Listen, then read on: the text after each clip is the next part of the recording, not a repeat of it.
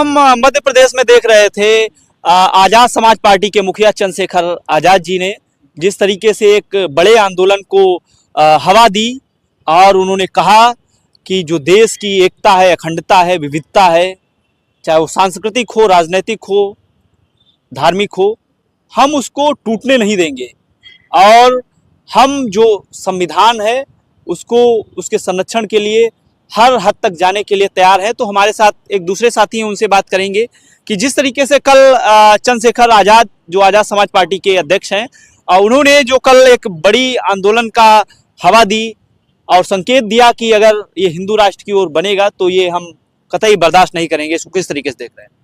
हिंदू राष्ट्र बनने में है क्या, मैं ये बताना चाहता हूँ कि हिंदू राष्ट्र आधे से ज़्यादा हिंदू राष्ट्र बन चुका है भारत हमारा। क्योंकि हिंदू राष्ट्र का मतलब ये थोड़ी होगा कि भारत कि इसे आप घोषित कर देंगे। घोषित तो आपकी औकात नहीं कि आप कर दें, क्योंकि भारत की प्रस्तावना में, basic structure of Indian constitution में भी ये चीज़ व्याप्त है कि भारत धर्मनिरपेक्ष है। आप उसे ऊपर से हिंदू राष्ट्र बना सकते हैं, जो आपने पूरी तरीके से बना दिया है कि रोडों पे आप जाएंगे, एक धर्म के लोग अगर रोड पे तांडव करते हुए दिखेंगे तो आप उन्हें कुछ नहीं कहा जाएगा, दूसरे धर्म के दिखेंगे तो उन्हें पीटा जाएगा। अगर मॉब लिंचिंग हो रही है, उस मॉब लिंचिंग में केवल एक विशेष धर्म के लोग ही मारे जा रहे हैं, तो ये भी किसी एक धार्मिक राष्ट्र का ही संकेत है।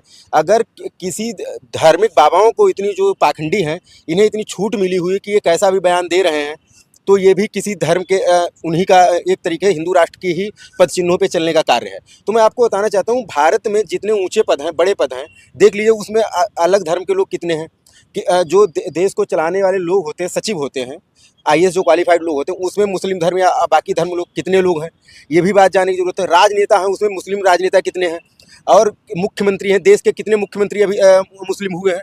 कश्मीर को छोड़ दो तो मुझे तो नहीं लगता किसी भी प्रदेश का मुख्यमंत्री मुस्लिम हुआ है। तो ये जो आपको एक डराया जा रहा है कि हिंदू राष्ट्र वाला, हिंदू राष्ट्र सबसे ज़्यादा गाज किस पे गिरेगी?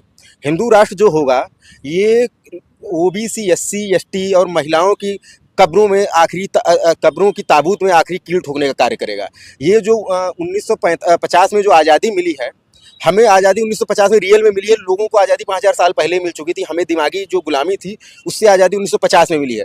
वो आज़ादी को बंधन करने का, उसे आज़ादी को सीमित करने या उस आज़ादी को ख़त्म करने की जो साजिश है, ये हिंदू राष्ट्र है।